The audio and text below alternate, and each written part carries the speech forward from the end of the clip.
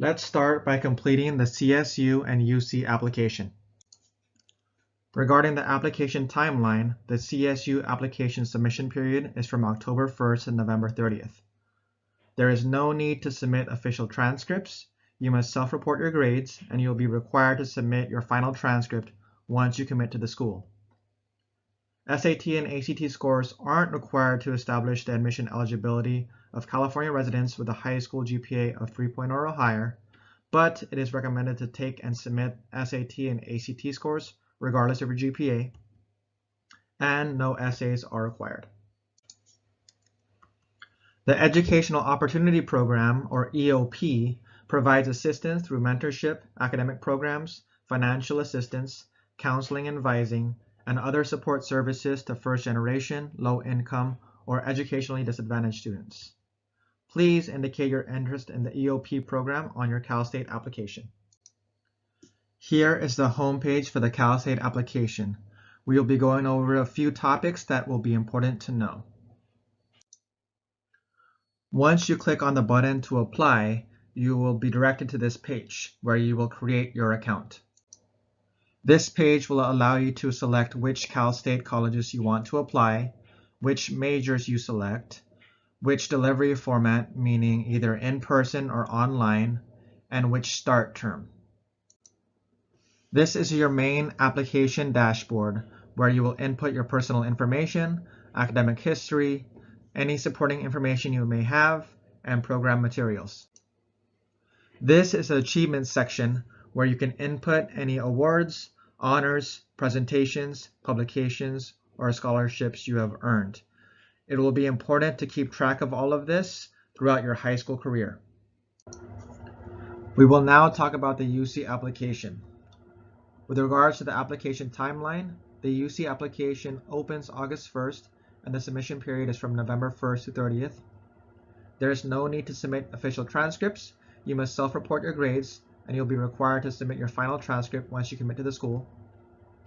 You should report all ACT and SAT scores on your application, then request that an official copy of scores be sent from the testing agency. Your highest scores from a single test administration will be used, and submitting to one UC will allow all UCs to receive your scores.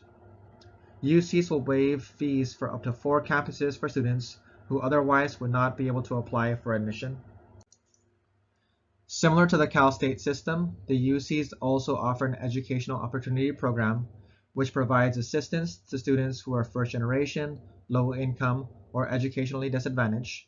So it's important to indicate your interest in the EOP program on your UC application. Here is the starting page for the UC application where you can start creating your own account. This page will allow you to select which campuses you would like to apply to. Here is the activities and awards section where you can input coursework other than A through G, educational preparation programs, volunteer and community service, work experience, awards and honors, and extracurricular activities. Please note that these items are optional and you can add up to 5 items per category. For each item on the activities and awards section, you must input the name, the years of participation, how many hours per week, how many weeks per year, and also briefly describe the activity or course. Here is the test score section where you must input all ACT and SAT scores, including any future tests you plan on taking. Here is an overview of the UC Personal Insight questions. You have 8 questions to choose from and must choose 4 out of the 8 questions with a maximum of 350 words. Please take a moment to read through the following prompts.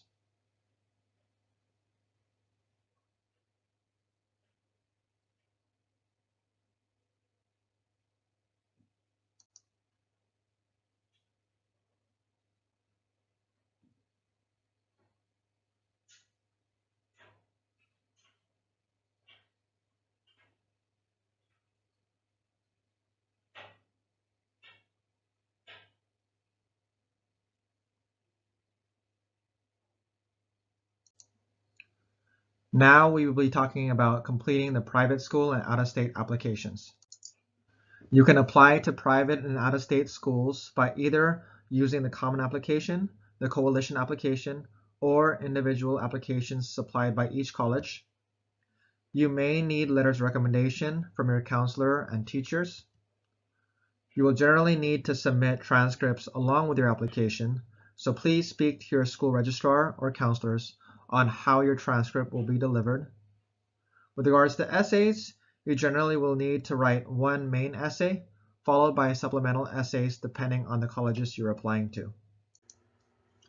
To apply for fee waivers, you must be able to demonstrate economic need.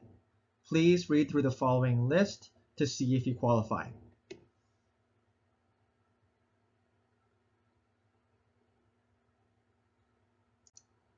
Here is the homepage for the Common Application, which you can find by going on commonapp.org.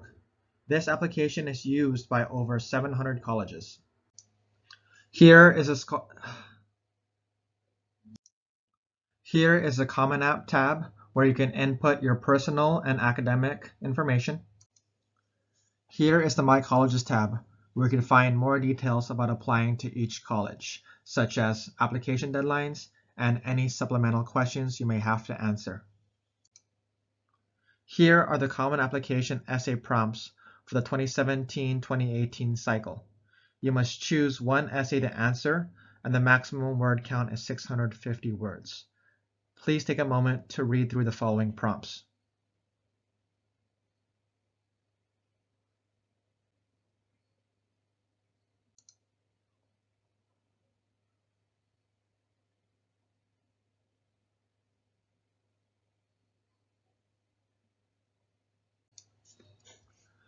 An alternative to the widely used Common Application is a Coalition Application, which is committed to access, affordability, and success. Member colleges must meet 2 out of the 3 criteria to participate in the Coalition Application. Here is the homepage and link for the Coalition Application. This is the profile page where you can enter your personal and academic information. This is your locker section where you can store anything such as your classwork, personal writing, presentations, or videos that you can later attach to your application if you wish when you apply. Here are the Coalition Application essay prompts for the 2017-2018 cycle. Please choose one essay to answer, and no more than 550 words is recommended. Please take a moment to review these prompts.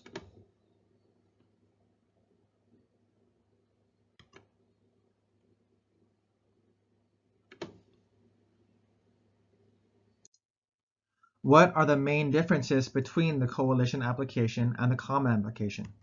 First, neither application gives you an advantage with college admissions officers. Second, the Coalition Application allows students to start building a college portfolio online called the Coalition Locker as soon as they enter high school, whether it's a class project, essay, artwork, awards, videos, or performances, to attach their application if they wish.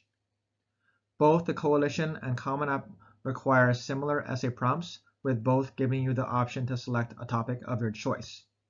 The word count for the Common App is 650, while the Coalition recommends between 300 to 550 words. There are several application deadline types to consider before you apply. The priority deadline is the date at which your application will be given its strongest consideration. The rolling admissions deadline considers each application as soon as all required information has been received. Once the information is received, you should find out about your status shortly after you apply. The early action deadline is considered non-binding. You'll receive your admission decision earlier, but you are not required to attend the college. The restrictive early action deadline is a similar non-binding deadline. However, you cannot apply early action or early decision to any other college. An early decision is a binding decision, meaning if you are admitted, you must attend the college. Should you apply early? You should apply early action or early decision. Should you apply early? You should consider applying early action, early decision if your college choice is complete, Your school is a top choice with multiple reasons it is a match for you. You have a strong transcript to 11th grade, which meet or exceeds the admissions profile of the school. Your SAT and ACT testing is complete, and you're prepared to present your application with essays well before November 1st to compete in a strong go-getter pool. You should consider applying regular decision if you're still searching for colleges and deciding where to apply. You're not fully committed to attending the college. You want your 7th semester grades considered in your application.